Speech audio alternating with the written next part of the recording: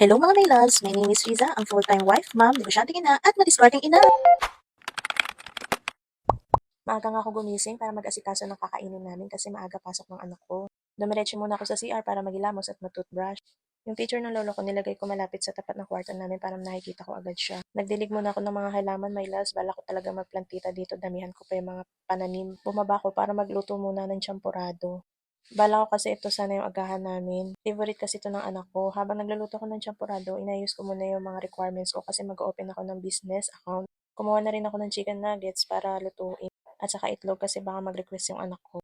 Pinaliguan ko muna si Scarlett at inayusan bago ko siya pakainin.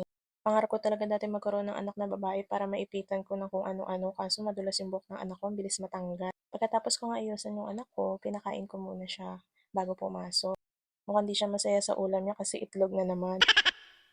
Habang kumakain sila mag-ama, inaayos ko yung mga gamit ni Ersa sa school. At saka yung baon niya, at saka yung tubig nilagay ko na sa bag niya. Madalas kasi baon niya tinapay, pero ngayon nag-request siya ng kanin. Pagkatapos namin kumain, ayan na, papunta na kami ng school para ihatid si Scarlett. Medyo nag-a-adjust nga siya kasi kaka-transfer niya lang. Nanibago siya sa lahat, sa classmate niya, sa teacher niya, at saka sa school. Pero in-explain naman namin sa kanya. Yun lang, thank you for watching!